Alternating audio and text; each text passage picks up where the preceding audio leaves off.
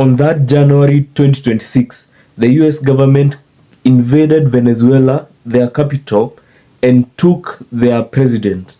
And while people are wallowing in self-pity, crying on why this happened, how it could have been avoided, what I think I myself is that we should be taking active lessons on this matter. You see, this is not the first time the US or any other imperialist state has done such an action. In fact, that January 2026, the US invaded, was it Panama or something? Yeah, they invaded Panama and they kidnapped the long-time dictator there, who they themselves had put into power, but now the dictator was not listening to them. So, what can be learned here? Number one, always respond with fire. Pound for pound, match their fire. If they have 10 guns, have 10 guns. And even if it's possible, have 20 guns. And this always starts at the base, at the economic level.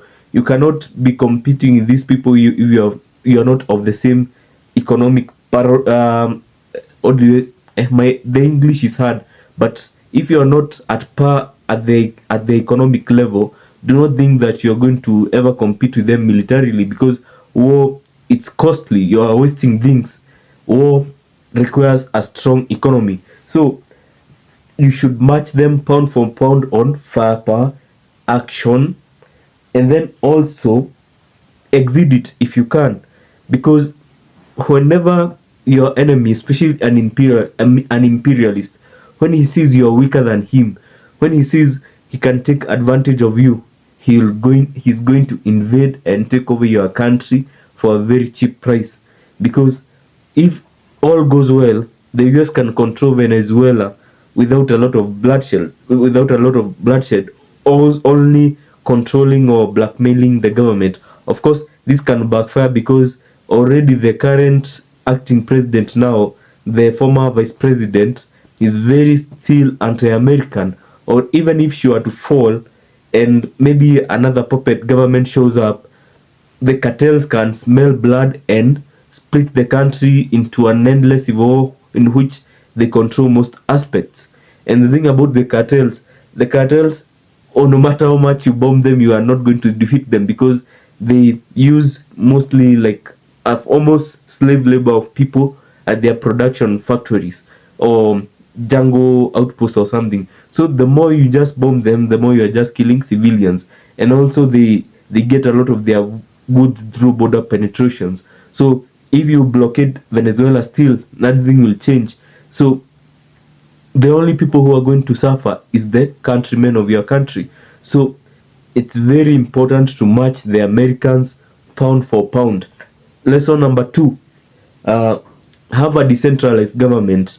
And to this degree, I don't know if it's the Americans who decided not to wipe out the Maduro government, or if they are well distributed enough to survive. Whatever the case, do not have a government that solely depends on you. So if they do this decapitation strike, and hopefully you are prepared for it, they lose a lot of soldiers, and then just for another government to spring up, they attack that one, another one springs up in the same government, but the power is not concentrated at all times at one person, especially military command and economic command, and basically all logistic commands, and even things like healthcare, infrastructure. The country should be well capable of operating if the top guy gets wiped out. That's a very important lesson to learn here.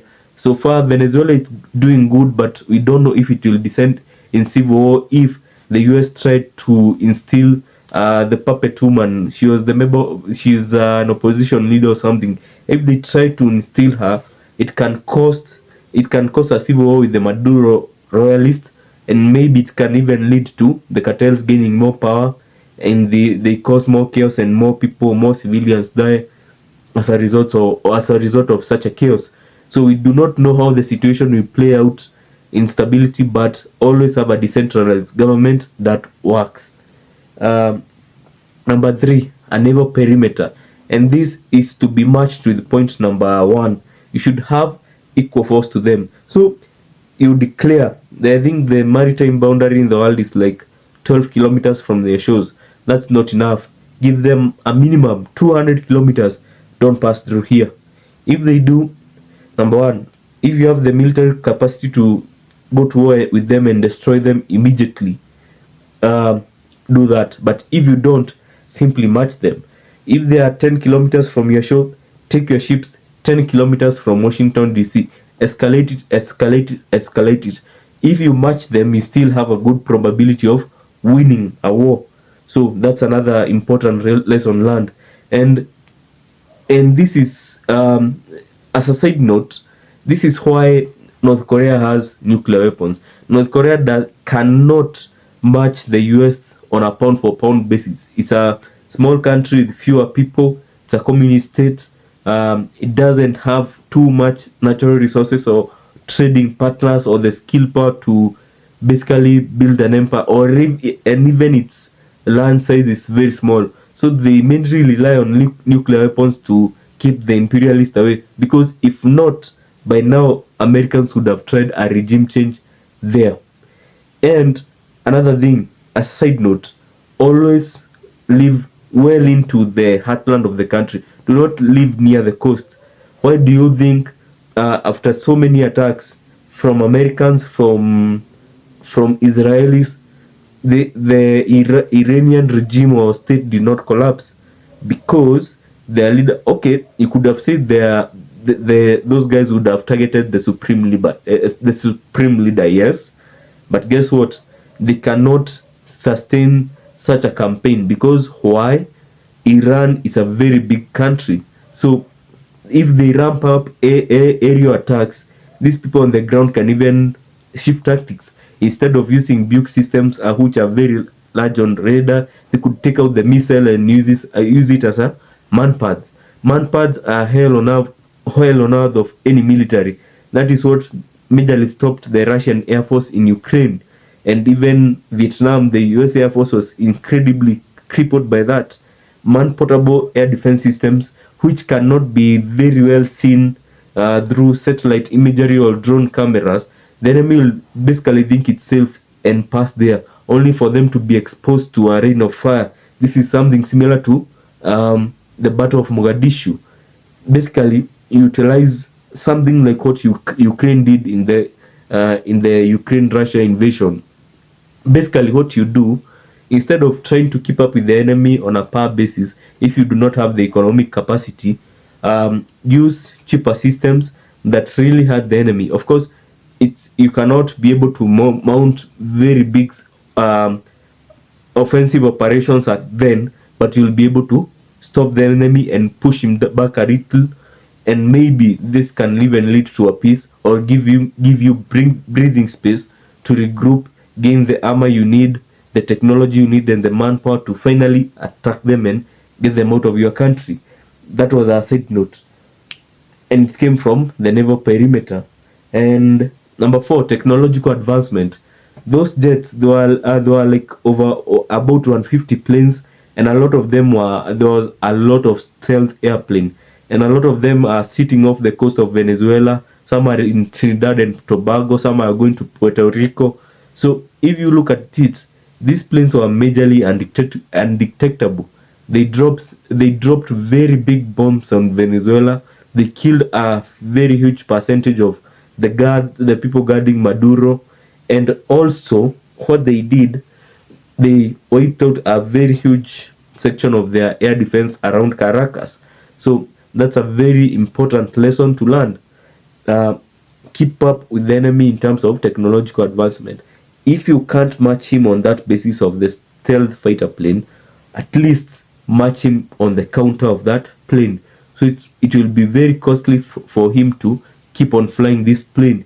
Remember, something like the Battle of Britain. It's very important we keep on learning on these wars as they go, because eventually I myself, we will have to fight a war at some point.